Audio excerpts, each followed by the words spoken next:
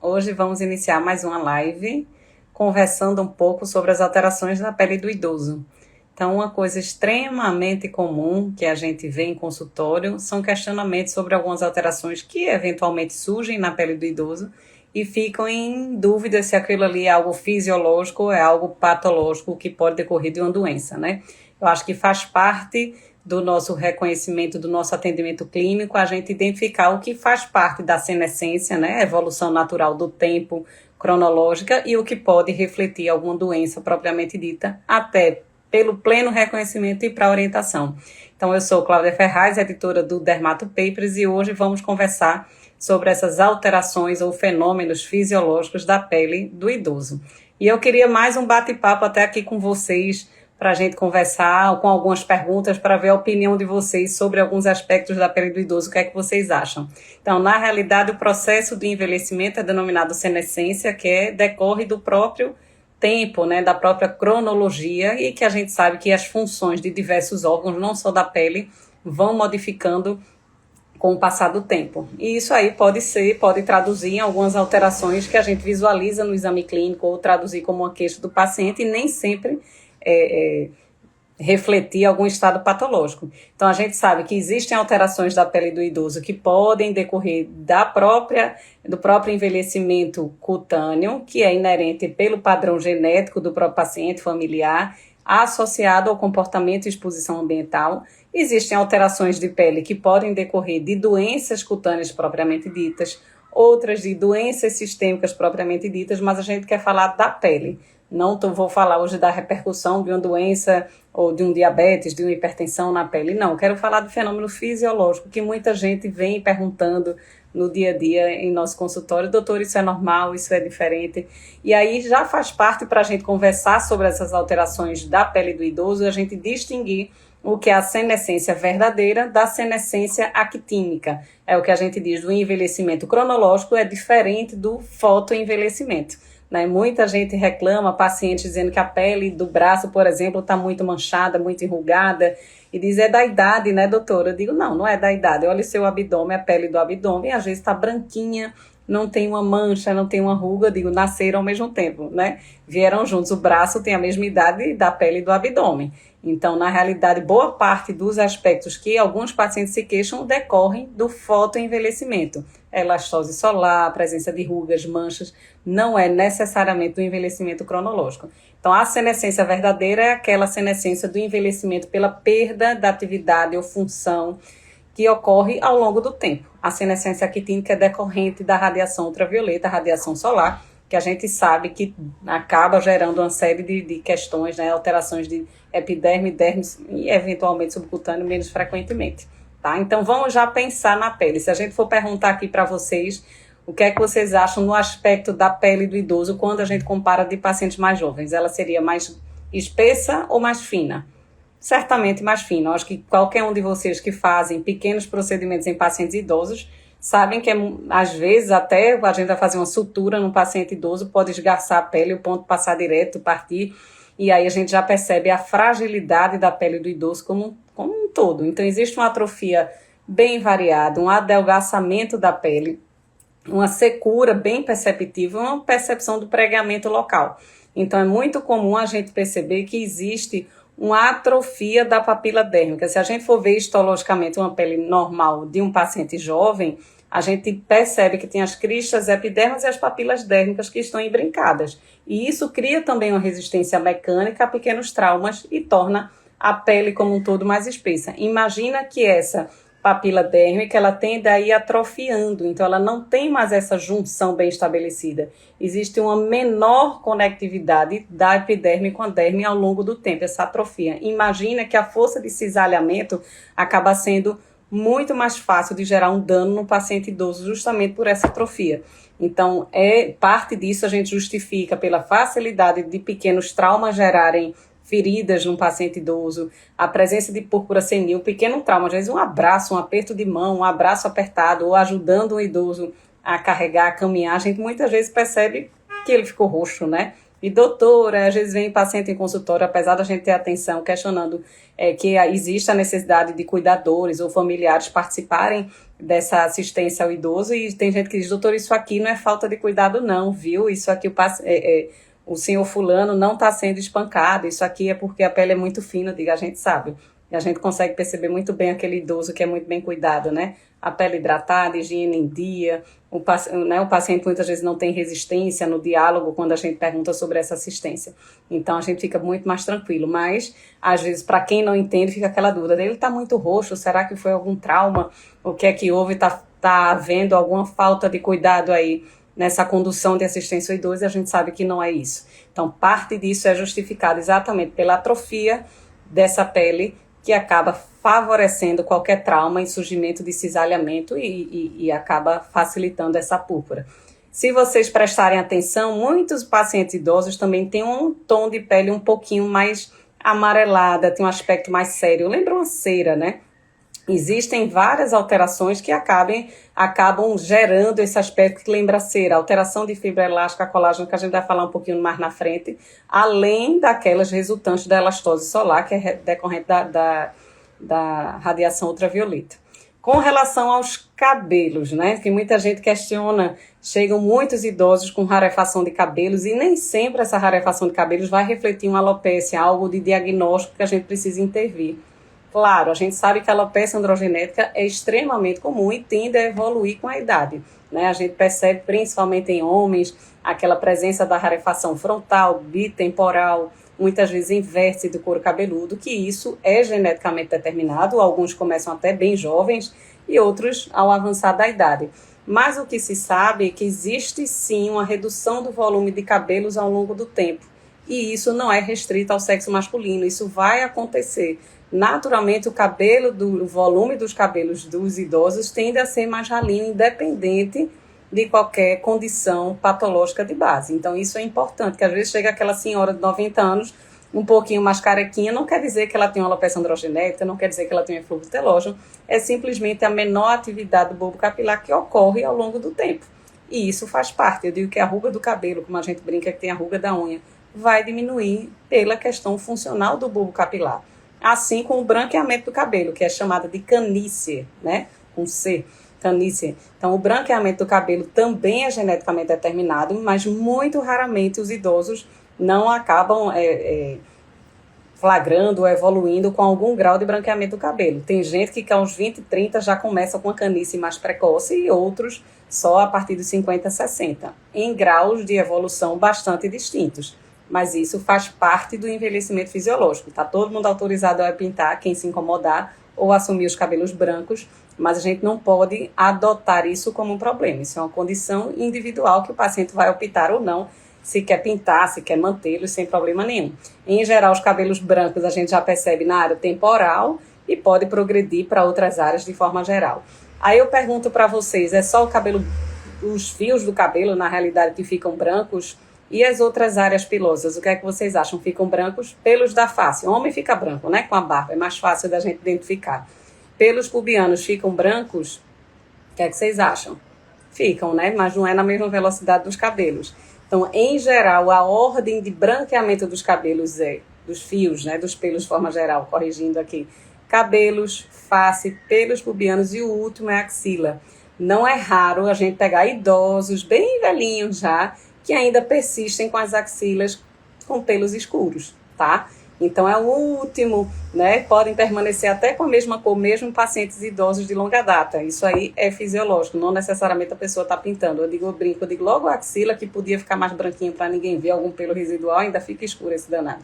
Mas faz parte, então isso é fisiológico, essa ordem, digamos, de branqueamento dos cabelos.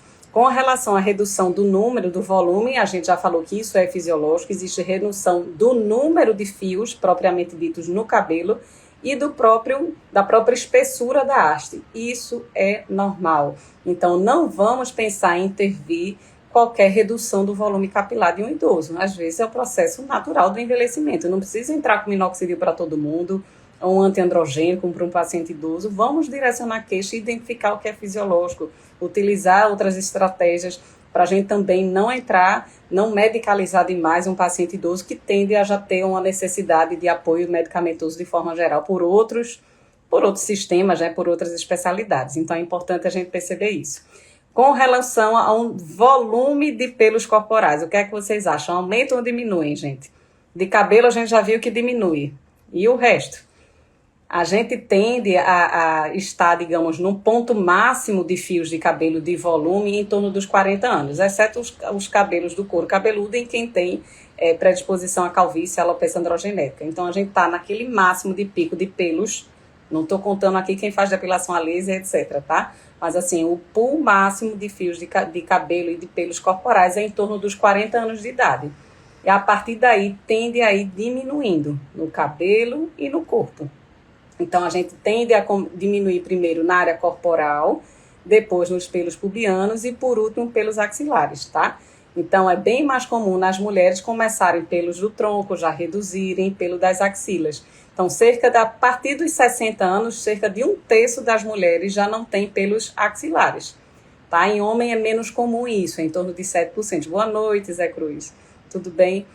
Fiquem à vontade para perguntar também. Então, é esperada essa redução, tá? Mas existem algumas áreas que, infelizmente, aumentam a quantidade de pelo. Que áreas vocês já perceberam ou conseguem sugerir alguma área? O que é que vocês já perceberam que tende a aumentar pelo no adulto? A gente percebe muito em mulheres pós-menopausa, às vezes, aumentar pelo em face, na região mentoniana, no buço, né? A gente percebe isso, que é a questão da regulação hormonal nessas áreas mais pilosas, mas a gente tem outras áreas que também podem aumentar a quantidade de pelos e espessura. Então, orelha, então a gente vê muito idoso com a orelhinha mais peluda, na orelha peluda e às vezes até com pelo branco. Fossas nasais também é uma área que é bem comum, e supercílios. Não sei se vocês já perceberam os idosos com supercílios assim bem grandes na orelha e pelo do nariz. Nada muito esteticamente favorável, mas é o que a gente observa. Então, existe a perda, em geral, dos cabelos, dos pelos do tronco, pubiano e, por último, axila. E aumento dos pelos nas fossas nasais, na orelha e, eventualmente, supercílio, tá? Só para a gente entender. E isso é fisiológico. Cada um corrige se achar que esteticamente não está ajudando, né? Pode aparar a sobrancelha, fazer depilação a laser, enfim, a gente pode fazer isso também. Com relação às unhas, existe uma alteração natural, fisiológica, no decorrer da idade também. As unhas dos pacientes idosos tendem a ter menos brilho, serem mais opacas e não raramente apresentarem estriações longitudinais, que muita gente fica dizendo, doutora, minha unha está frágil, ela está toda enrugada. Aí a gente brinca também em consultório, eu digo, você acha que é só a pele que tem ruga? A unha também tem ruga, ela não tem o mesmo potencial de produção de lâmina, daquela placa ungueal com a mesma qualidade de que um paciente jovem. Então, é comum realmente a unha ter menos brilho, tá mais opaca, ter aquelas linhas longitudinais, e aí, sem dúvida nenhuma, fica com aspecto menos favorável. Camila aqui perguntando, com a idade as unhas dos idosos ficam mais predispostas às micoses? Isso é bem relativo. Tem alguma alteração de pH, algo assim? Não, de pH não. O pH da pele do idoso é igual à da pele de qualquer faixa etária, né? Em torno de 5,5 é um padrão fisiológico. Não existe alteração de pH. O que a maioria dos trabalhos mostra é que existe uma predisposição à micose no membro inferior, na perna, nas unhas dos pés de forma geral, que é um somatório de dificuldade de higienização, né, da microcirculação que acaba sendo reduzida por N fatores. É um paciente que já tem distúrbio microcirculatório, diabético, hipertenso, insuficiência vascular, e que aquilo ali reduz o turnover da própria unha e as defesas locais. A velocidade de crescimento ungueal também reduz com a idade. Então, imagina que uma infecção distal por um fungo, ele vai ser eliminado pelo próprio turnover, pela própria renovação e crescimento da placa ungueal, numa velocidade menor do que no paciente mais jovem. Então, acaba favorecendo, sim, se a gente for ver frequência de onicomicose em paciente idoso, sem dúvida é maior do que os nos pacientes mais jovens. Mas não é uma coisa relacionada a pH, nenhuma predisposição assim direta ao fungo, tá? Isso aí realmente não existe. Agora, claro, a gente tem algumas proteínas que estão reduzidas de forma geral na pele, algumas isoglutaminas, a imunidade humoral e celular de forma geral está reduzida. Em contrário, fenômenos autoimunes, eles podem estar mais exacerbados. Não é raro a gente observar uma frequência maior de buloses, por exemplo, em idosos, pênfigos, pempigóide bolhoso, a gente percebe isso por uma desregulação imune, né, padrão da própria senescência, tá? Isso aí acontece sim. Então, falamos da unha. Então, nem toda unha é alterada, um pouco mais frágil, mais opaca, quer dizer um problema, quer dizer uma doença. Existe mudança do aspecto no decorrer do tempo, inclusive com estriação local. E a distrofia, que a gente observa com muito mais frequência nos pés, né, nas unhas dos pés, pode decorrer de infecção fúngica, sim, mas parte do espessamento da unha dos pés pode ser fisiológica também. Então, decorrente da microcirculação alterada, de trauma local, né? Muitas vezes os pacientes têm artrose, têm alguma deformidade articular que predispõe a trauma, que acaba espessando aquela placa ungueal. E aí é um somatório de coisas que acontece para aquela unha acabar, muitas vezes no pé, ficando mais espessa, às vezes até com dificuldade de corte para parar a unha, precisam de auxílio e todo aquele cuidado. Isso aí pode acontecer sim. Mas vamos agora para o outro ponto, secreção sebácea. Vamos lá, vocês acham que a pele do idoso tende a ter uma secreção sebácea maior, menor ou igual do adulto? Do adulto, né? Do adulto médio, digamos assim, de meia idade. Então, a gente já deve perceber que a secreção sebácea é reduzida no idoso. Né? A percepção que a gente tem é que o idoso tem uma pele mais seca. Mas uma coisa interessante é que a gente já está bem determinado isso, que não existe redução das glândulas sebáceas. Existe uma menor atividade destas, tá? É bem reduzida, a gente vê a pele muito mais seca, quem é que pega um idoso com a face oleosa? É raro, só se for paciente com rosácea, outro padrão. Mas, em geral, pele da face, pele corporal, a gente vê redução da secreção sebácea. Não existe atrofia da glândula, existe um estímulo hormonal menor, androgênico, que faz com que a secreção sebácea seja menor ao longo do tempo. Tá? Então, não existe redução de número, não existe atrofia local, mas existe, sim, redução do resultado, do produto daquela glândula sebácea. Isso aí é bem importante. Exceto em uma região. Qual seria essa região, gente? Existe uma única região corporal que parece haver aumento, desculpa, gente, de número e volume de glândula sebácea com aumento da secreção sebácea. E esse local é o couro cabeludo. Então, não raramente a gente vê aquele couro cabeludo do idoso, né, com alguma sensibilidade e às vezes com aquela sensação do couro cabeludo mais oleoso. Isso não é obrigatório em todos os pacientes, claro. Mas se tem uma área que eventualmente a gente vê oleosidade com mais resíduo e infelizmente existe em alguns idosos uma resistência a manter o mesmo padrão de higiene, às vezes a gente vê isso, o idoso tem uma resistência a tomar banho, lavar cabelo, aí é que a gente percebe mais ainda, né? Que vai depender de todo o apoio familiar para manter esse autocuidado. Mas só de forma geral, para fechar aí, a questão de glândula sebácea está em número e quantidade normal em toda a região do corpo, exceto no couro cabeludo, que ela está em quantidade e volume maior e atividade maior. Quantidade e volume. Agora, nas outras áreas, a secreção sebácea, o resultado, o produto dele é menor, pela menor atividade androgênica do idoso, tá? Tá claro isso. Com relação a suor, né? Resultado de atividade de glândula écrina. Então, de glândula écrina, o suor, em geral, também está diminuído no idoso. Então, isso também resulta da dificuldade de termorregulação. Então, o idoso, muito frequentemente, muda de local, de clima, temperatura. Ele tem até uma tolerância menor nesse ajuste de termorregulação de acordo com o ambiente. Então, não raramente o paciente muda, tem muito frio ou muito calor, ele tem essa dificuldade. E essas glândulas realmente têm uma atividade menor, de forma geral, no controle do suor. Glândula apócrina, né, que a gente vê muito em área seborreica, dobra, virilha, área de mamilo. Glândula apócrina, na maioria, está normal ou um pouco reduzida, mas também parece simular um pouquinho o padrão de glândula sebácea, e ela acaba tendo a secreção reduzida também, porque também é uma glândula que tem estímulo hormonal androgênico. Então, tudo que tem estímulo androgênico, a tendência é a gente reduzir ao longo do tempo, tá? Então, vamos também para a questão de manchas, de melanócitos. O que é que vocês acham que acontece com os melanócitos ao longo do tempo? Essa é a discussão para a gente refletir, assim, até o que a gente visualiza na prática clínica ou até com os nossos familiares.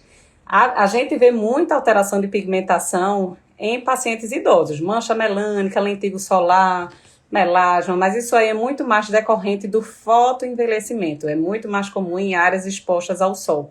Mas, de forma geral, existe uma hipomelanose difusa da pele. Então, aqueles pacientes que têm uma atividade melânica maior na juventude, eles tendem a ficar, entre aspas, um pouquinho mais pálidos ao longo do tempo, em torno de 20% da intensidade do tônus. Não sei se dá para entender. paciente fica meio mais pálido. Isso não é uma pele de um paciente renal crônico, de um hepatopata, não é nesse sentido não, mas até aquela intensidade da cor, da atividade melânica diminui. O que se sabe realmente é que o número de melanócitos ativados é reduzido. Não é o número de melanócitos que é destruído por completo, não, mas aquela atividade melanocítica aí é menor, existe redução da função melanogênica e estima-se que isso ocorre em 10 a 20% de atividade menor a cada década de vida. Então, vai diminuindo. Lógico, a gente tem muitos melanócitos, nem todos estão ativados, a gente sabe ativá-los eventualmente, né? Só levar um sol, ficar bronzeado, mas aquela atividade melânica basal, ela vai reduzindo ao longo de cada década, tá?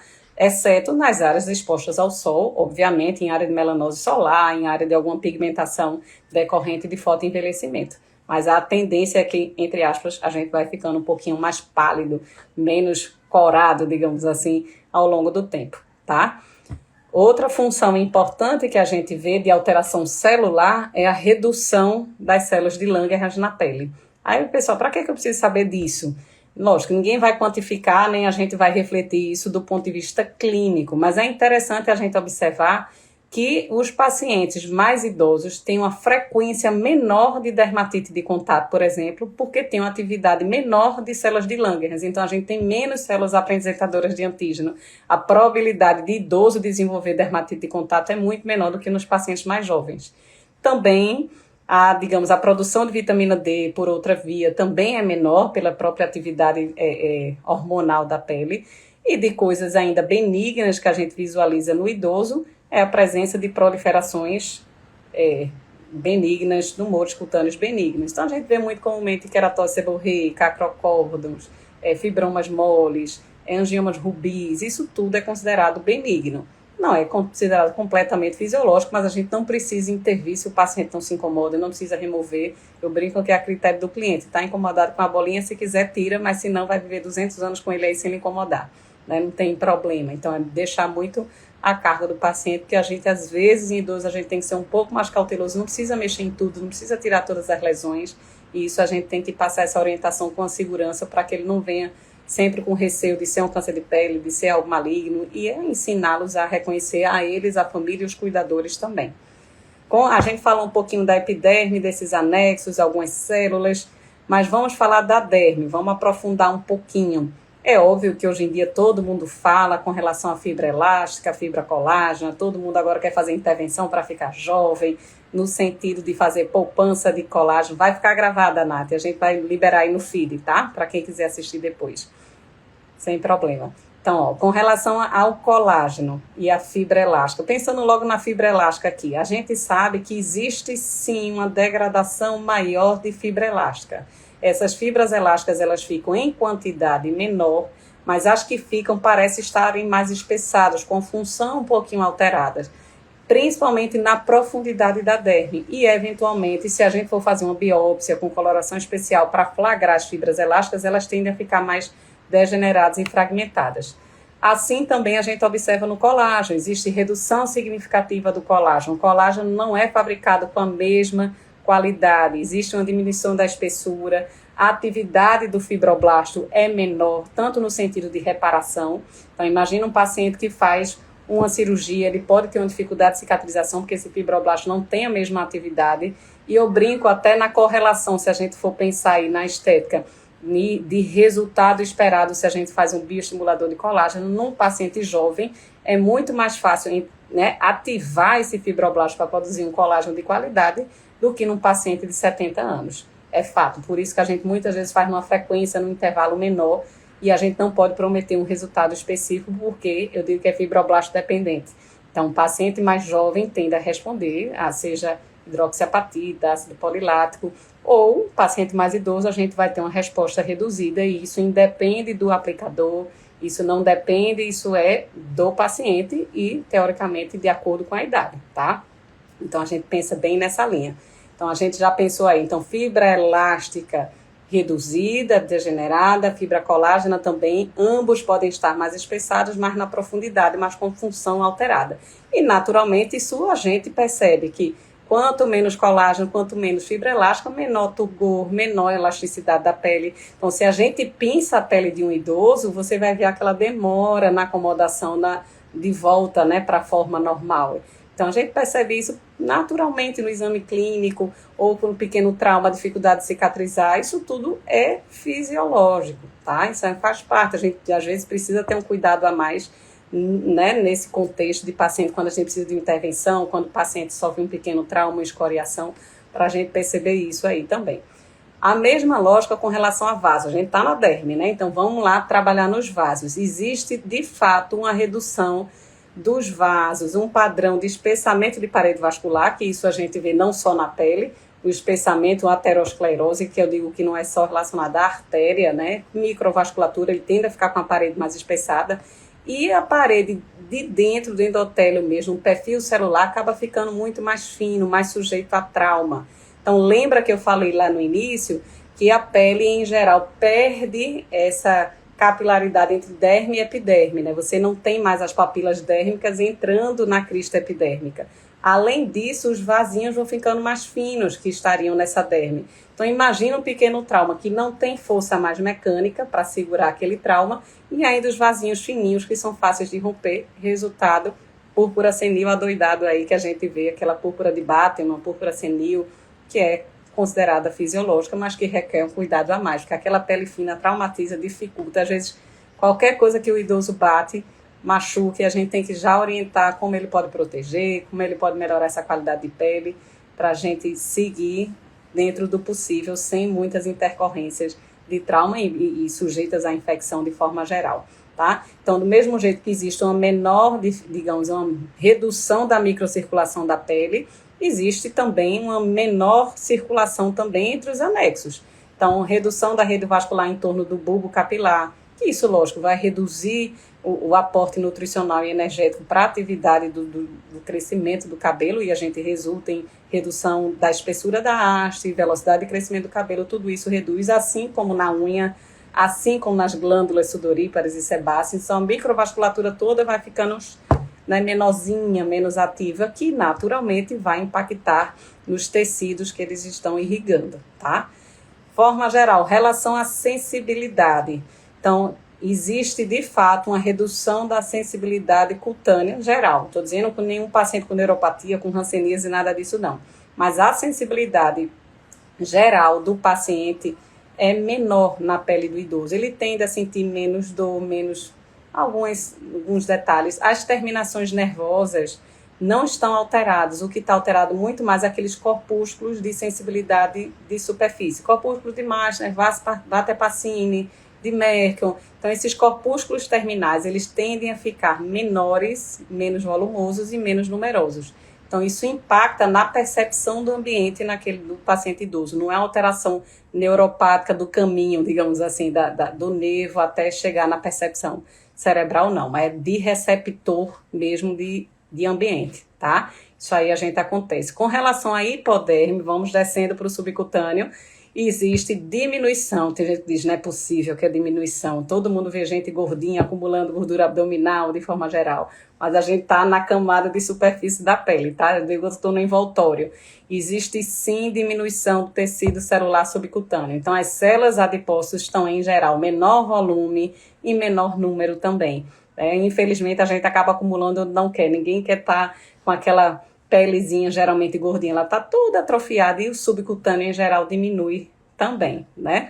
Isso aí é bem relevante da gente perceber. Então, a gente meio que passeou aqui com vocês, ó, as alterações fisiológicas da pele do idoso, que isso a gente considera bem relevante para a gente entender por que alguns aspectos clínicos são flagrados, existem queixas relacionadas ao paciente que a gente precisa entender que faz parte do segmento, e a gente precisa distinguir o que é condição fisiológica e o que pode refletir algo patológico, tanto para tranquilizar nossos pacientes, familiares e cuidadores, para a gente não intervir de forma desnecessária, né? Muitos pacientes ali estão naquele limite do equilíbrio, se a gente mexe, a coisa pode desandar, e para tranquilizar o paciente e orientar o melhor cuidado possível. Então, a gente já viu que a pele do idoso é fina, mais seca, então a gente já sabe que vai precisar evitar trauma, hidratar mais e ter os cuidados gerais para que esse paciente tenha uma tranquilidade ao longo de sua vida, sem grandes intercorrências. Lógico, naturalmente, a gente sempre vigiando alguma intercorrência clínica que porventura venha, né, de doenças autoimunes, cânceres de pele, a gente está nessa vigilância. Mas eu achei que era bem relevante para vocês não só traduzir o que é que a gente encontra, mas por que aumenta, diminui com relação a unha, cabelo, fibra. Então, era a mensagem que eu queria passar para vocês hoje, uma coisa tranquila, um bate-papo sobre essas alterações fisiológicas do idoso. Então, se você gostou aí, compartilhem aí com seus amigos, podem deixar dúvidas, comentários, é sempre um prazer conversar com vocês. Tá bom? Então, vamos ficando por aqui e até a semana que vem, tá? Tchau, tchau, gente.